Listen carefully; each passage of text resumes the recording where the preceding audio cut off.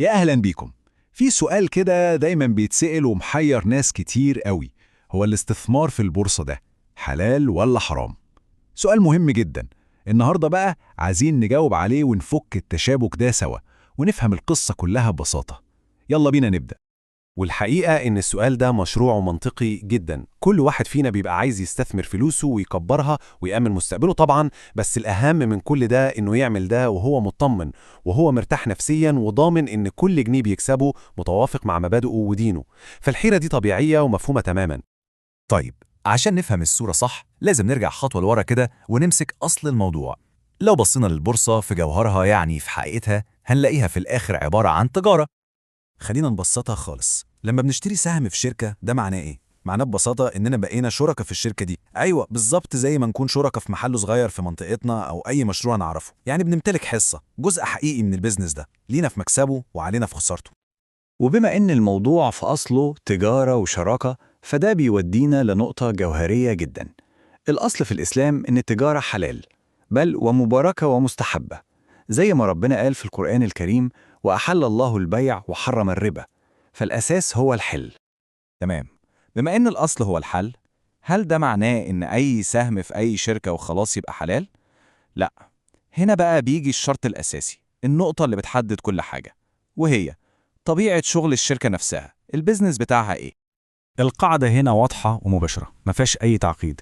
لو الشركة بتشتغل في نشاط مباح زي الأكل والشرب، التكنولوجيا، الصناعة، أي حاجة من دي، فالاستثمار فيها حلال ومباح. أما بقى لو كان نشاطها الأساسي في مجال محرم شرعاً زي مثلا إنتاج الكحوليات، فالاستثمار فيها طبعاً بيكون غير جايز.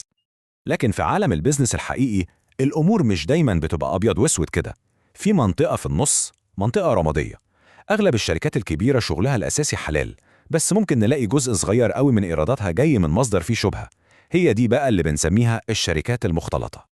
يعني خلينا نتخيل كده، شركة ضخمة 95% من شغلها وإيراداتها في نشاط حلال تماما ومفهوش أي مشكلة، لكن عندها 5% بس من إيراداتها جاية من مصدر غير حلال، زي مثلا فوائد على الفلوس السايلة اللي في البنك. هل ده يخلي الاستثمار في الشركة دي كلها حرام؟ هنا بقى السؤال المهم واللي محتاج إجابة. ولحسن الحظ الفقه الإسلامي المعاصر اتعامل مع الموقف ده وقدم حلول عملية واضحة جدا عشان يفتح الباب للاستثمار في النوع ده من الشركات بشكل يكون موافق للشرع.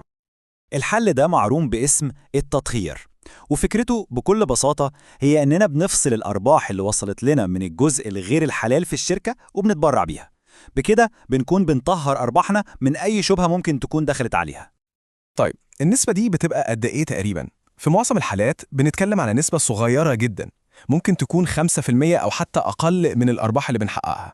وده منطقي لأنها بتعكس حجم الجزء الصغير غير المباح من إيرادات الشركة كلها. والعملية دي ليها خطوات بسيطة ومباشرة جدا. الخطوة الأولى بنحدد إن الشركة دي فعلا دخلها مختلط. الخطوة الثانية بنحسب بالظبط نصيب أرباحنا إحنا من الجزء غير الحلال ده. والخطوة الثالثة والأخيرة بنتبرع بالمبلغ اللي حسبناه، وبكده يبقى تم تطهير أرباح الاستثمار بالكامل.